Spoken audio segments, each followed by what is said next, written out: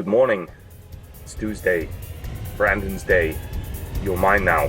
You belong to me. There'll be no more complaining. No more Mr. Brandon, I have to go to the bathroom. Nothing. There is no bathroom! I might have a little too much coffee in me, but that's okay. I'm ready for this workout, and it's arms day. One of my favorite days. Tuesday. Let's just get this done. I'll see you in the gym. We got rope extensions for warm-up. 3 sets, about 15 reps. Also supersetted with Sotman curls, 3 sets, around 15 reps. Warming up the elbow joint, getting some blood in the triceps. Also doing Sotman curls. It's warming up the forearms, getting that good rotation there in the supinated position and pronated, getting blood in the biceps. So it's kind of using that flushing method, going back and forth in 2 opposing muscle groups. So get a lot of blood in there, get a first initial pump, just doing 3 sets, about 15 reps. Then we're gonna move on to single exercises and go a little bit heavier and put more load and stress on the muscles. Time to hit some skull crushers. We're getting heavy with these. We're gonna do 4 sets, 12, 10, 8, 8.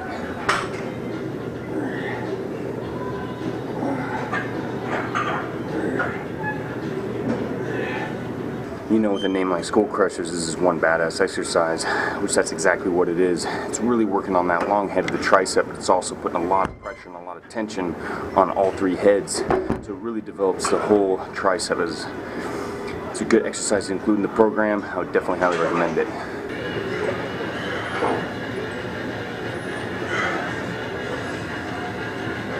Barbell curls, I feel one of the best exercises for overall bicep development. Hits in both heads, go really heavy with the exercise, and it's definitely a classic. Keep it in the program for sure.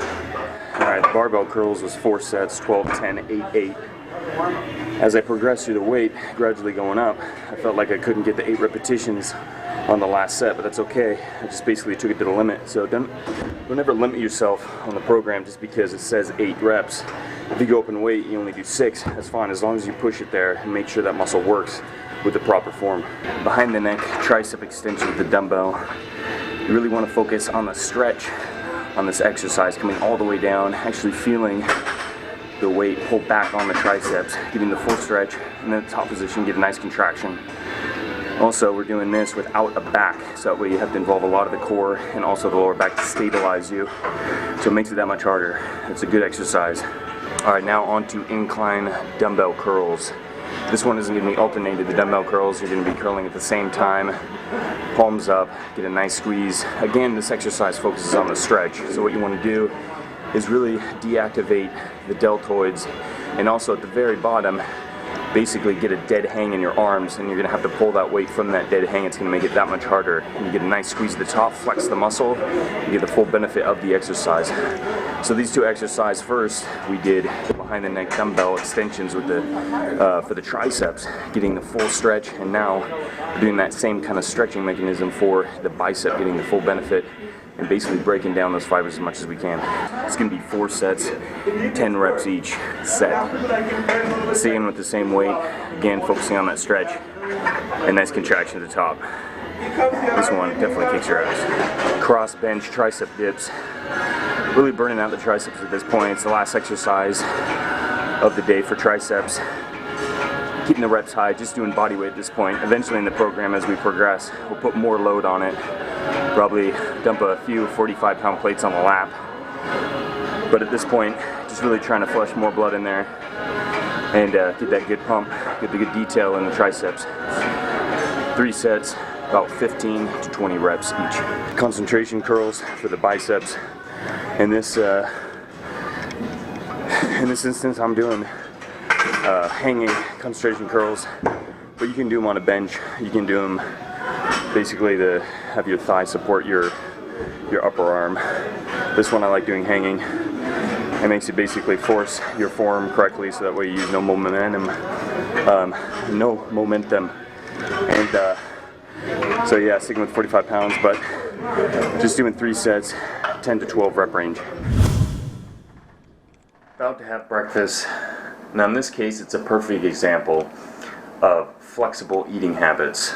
Number one, I had my post-workout shake and had to rush to work. I didn't have time for breakfast. Even if I had pre-packed it, I still wouldn't have enough time because I had to work straight through.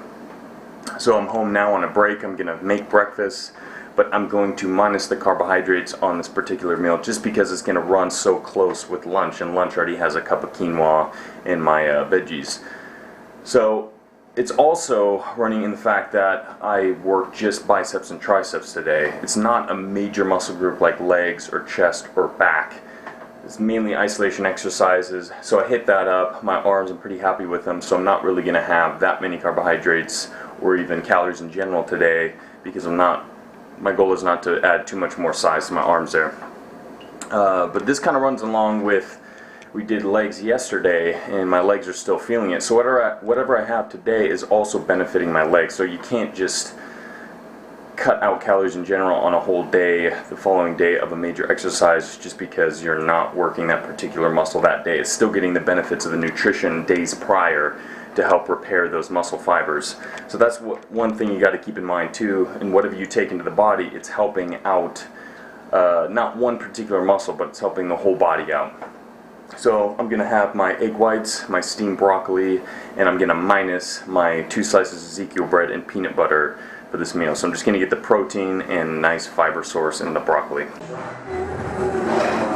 At work, got a quick break, so I'm getting some cardio in. It's my first cardio of the day on the treadmill, 3.5 miles an hour, 10% incline.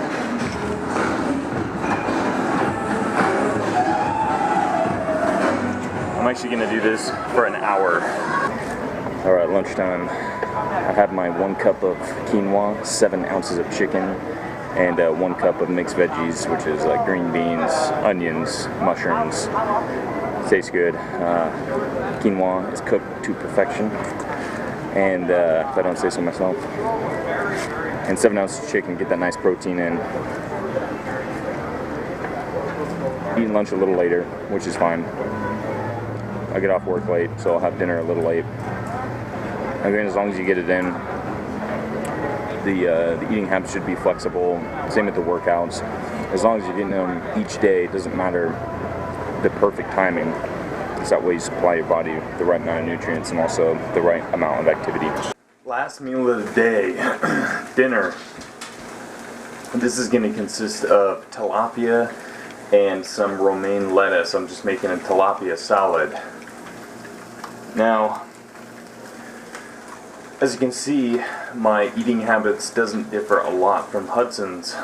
So it just comes down to healthy eating habits and what kind of food that contains. In this case, it's going to be lean protein sources, it's going to be high in fiber, and it's also going to be good complex carbohydrates such as quinoa, Ezekiel bread, overnight oats, things of that nature. So sticking with those kind of foods is going to be the best for this program. It's going to keep your blood sugar levels low. It's going to keep your protein high, and it's going to keep your fats low as well. Just basically sticking with the healthy fats in this case. So I'm going to enjoy this salad, and then I'm going to head to bed. It's been a long day. Eating a little bit late. I usually have some protein yogurt, which consists of about 1.5 cups or 2 cups of Greek yogurt, mixing some protein powder into that. But since it's a little later, I'm just going to have dinner, which is tilapia salad, and then head to bed. So tomorrow is a nice heavy lift, and I'll probably introduce a little bit more calories because it's a heavier lift, which is going to be back. And in this case, just doing arms today, my calorie content was a little bit lower, my carbs were a little bit lower. I didn't really need to have a lot of calories in general just because I wasn't burning quite as much as I usually do with heavier lifts and cardio. Sometimes it might feel like Groundhog's Day, having the same thing over and over each day. You get up, you work out, you have the same meals, you work, you go to sleep, and then it starts all over again. But what that's doing, it's building a habit. So over time, that habit becomes just part of your regular routine and regular schedule, and you don't even think about it anymore. So these kind of foods and these kind of workouts eventually just become part of your life. And that's the main goal in this program, is after 8 weeks, It might feel like a strain at first. The first week it's kind of hard, but each week it gets easier and easier, and that's the most important thing. You want it to become easy, so that way you don't even think about it. You just get the job done. So that's the most important thing about food and fitness, is it feels hard at first, but just a lifelong dedication to it is the most important thing. You get a good body, you get a good mind, and it's building that habit is the most important thing. So it might be boring having these kind of foods, the same thing over and over again, but what you think about it is in the long haul, it's building that habit so you don't even think about it anymore, and you look in the mirror and happy with what you see. That's what this is all about. So this is Brandon, and I'm signing off. Alright dudes, see you later.